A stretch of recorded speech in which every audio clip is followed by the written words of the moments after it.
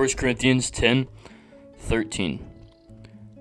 The temptations in your life are no different from what others experience, and God is faithful. He will not allow the temptation to be more than what you can stand. When you are tempted, He will show you a way out so that you can endure. A little bit of a longer verse today, but a very powerful one.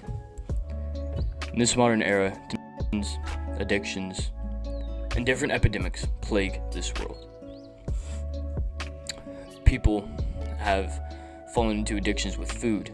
People say that when all of Gen Z and adults, about 50% of them or more will have metabolic syndrome, which is a precursor to diabetes. The vaping epidemic ransacked. I know me, a high school student, I see it almost every day when I go to school. As well as many other drugs, alcoholism, pornography. The fact that it's so available, it's very scary.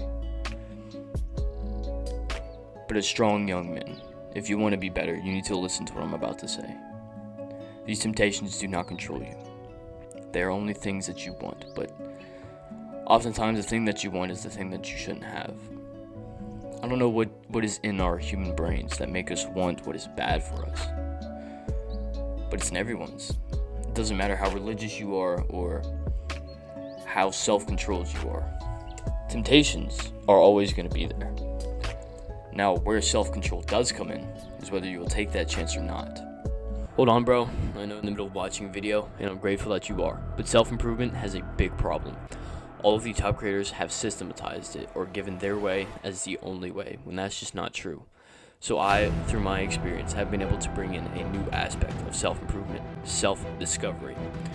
Because when you actually take in all of the things that I've said, and all of the things that everybody has said, and apply them to your life, I don't want you to blindly do it. I want you to see what works best for you and what doesn't.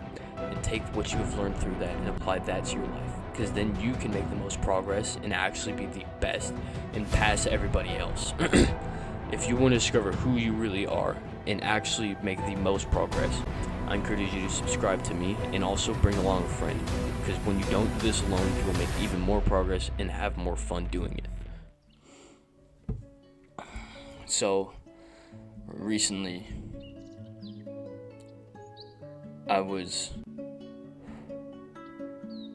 okay.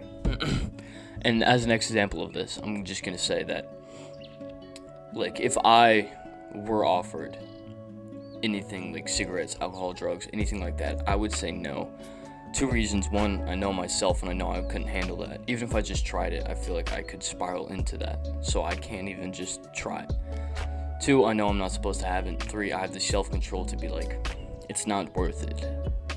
So I'm not going to go after that. But I know people who, when offered, they would take it because of other things, man.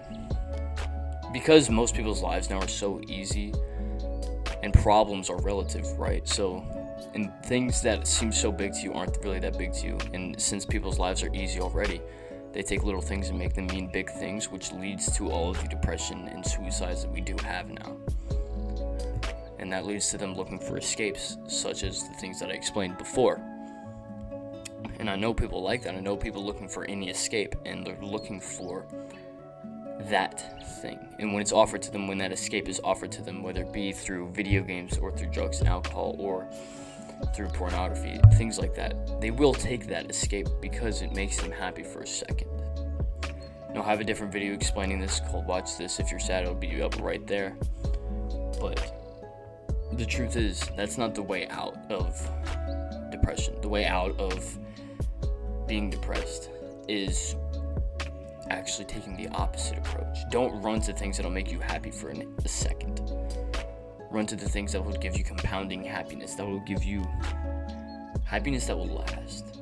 And it actually is the type of thing that when you fall back into these things, when your emotions fall low and you're feeling sad, it's these things that can pick you back up again. For me, I now go to the gym, I eat well, I work a lot, recording videos and different things like that. And yesterday I had a little bit of a bad day. I just wasn't feeling it. I was tired. I wasn't feeling it, but I even told myself, I'm gonna let you off the hook for today, and tomorrow we're gonna get back up on that high horse and keep going. And that's what I did. I only sobbed around for about a day. After that, boom, right back to where we are.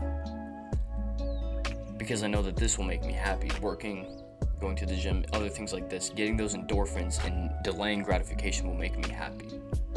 Not a lot of people understand that fact.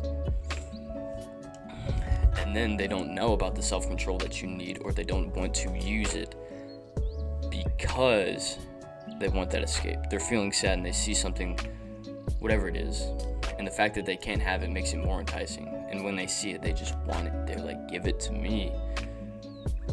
And I feel sorry for those people, because that is not the right way to go about any of this. But they don't know that.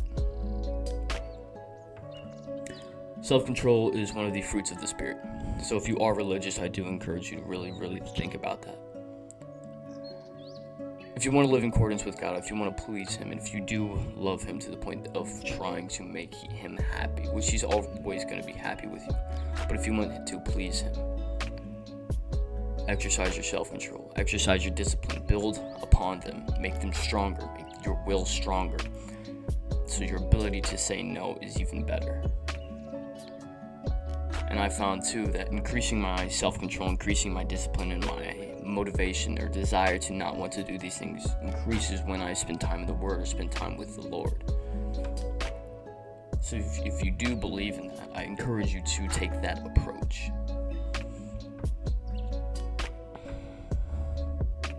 Life's not always easy when everything around you is engulfed in addiction, is just engulfed in temptations. But that is the way that the world is, because right now the enemy has a hold of it, and everything that is created can be twisted to something dark. An overlooked one that is very prevalent is food. So many people have an unhealthy relationship with food.